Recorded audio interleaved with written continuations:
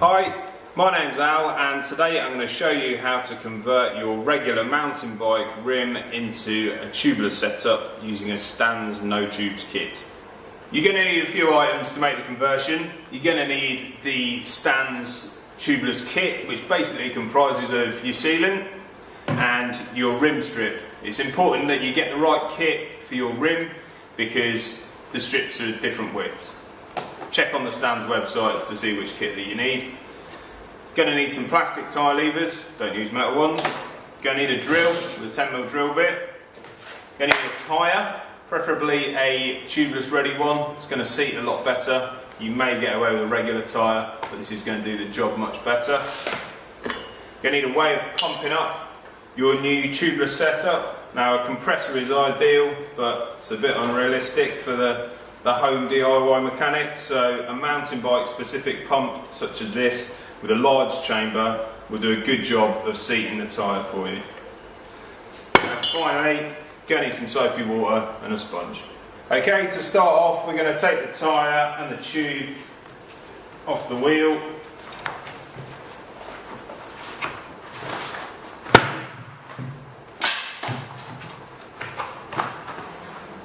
You see here that we've already got a rim strip in place.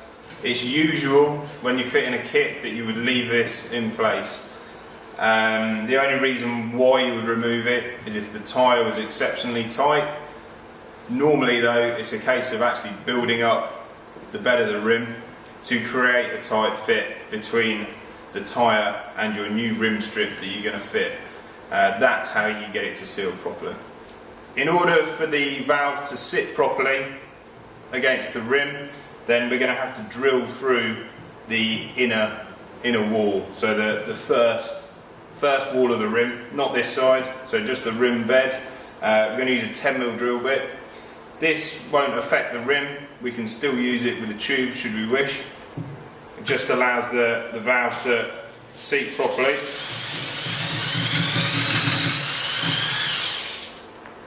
It just opens it up. Once we've drilled through the first wall of the rim, so just through the bed here, then we need to remove any swarf just to make sure there's no bits of metal caught in there.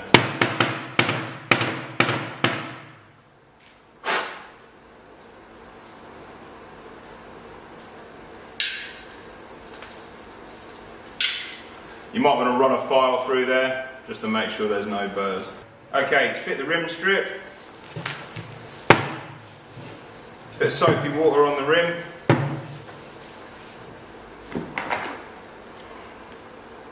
Get our rim strip covered in soapy water, pop it through the valve hole, fit the lock ring and fit the strip. This needs to sit centrally in the rim.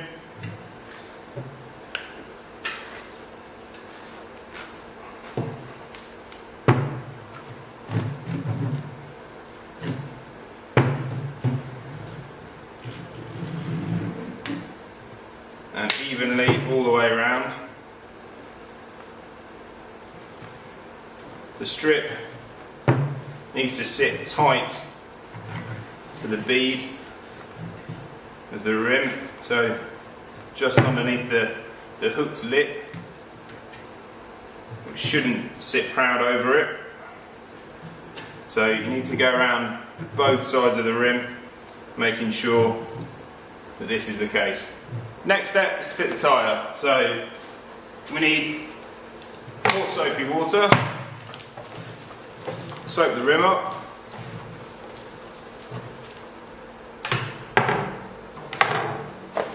and the tyre beads.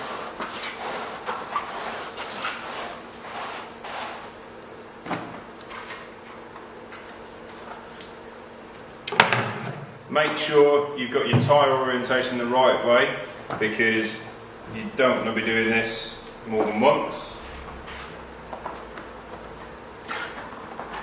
Fit the first bead of the tyre.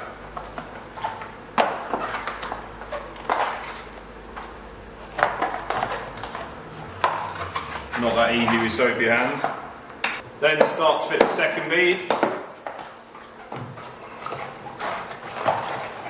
The don't fit it all the way around because now we're going to add our sealants.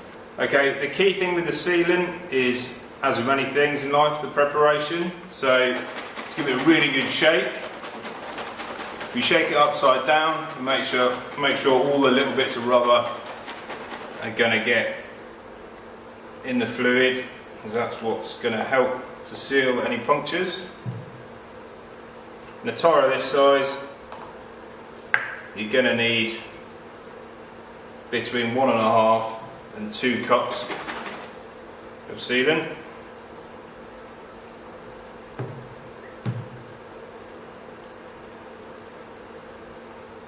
Pour it in there, turn your wheel around, then we can see the rest of the bead.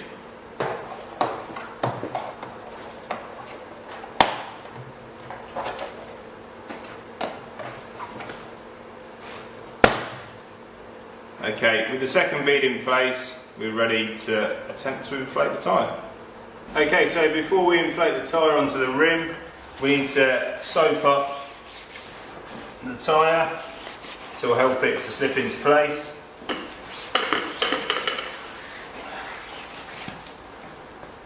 And then we can get on with the hard work. If you find that it's hard to seat the tyre, there are a couple of tricks that you can do. If you remove the valve core using a valve core removal tool or a pair of pliers, that will help you to put more air in with each stroke of the pump. Other things that you can do are to build up the rim tape that you've got beneath your rim strip. So some thick cloth rim tape will help to pad it out, make the tyre a tighter fit, and that will mean that it will inflate much more easily.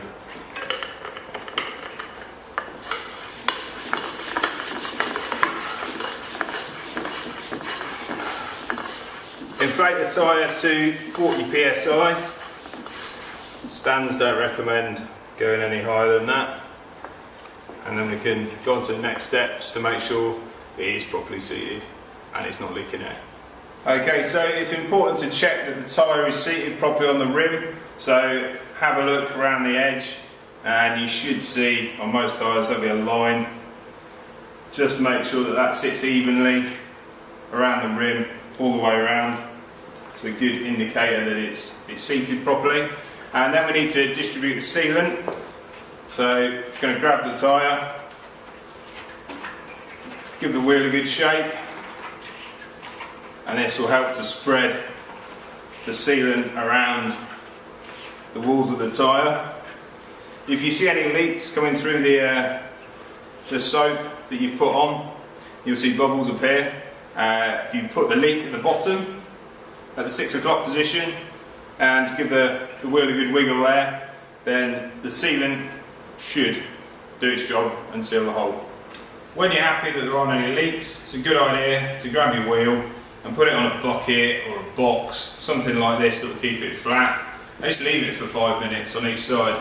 That will help the sealant to seal around the rim and should help prevent leaks. Okay, so once you're happy that you haven't got any leaks there, then inflate the tyre to whatever pressure you want to ride at. Remember, stands don't recommend going over 40 psi, but you're not going to want to anyway. At 35 or less is all you need to go. Fit them back on your bike, and the best way to make sure they are properly sealed is to ride it, which is nice. So get out there and have a ride. Thanks for watching, cheers, see you later.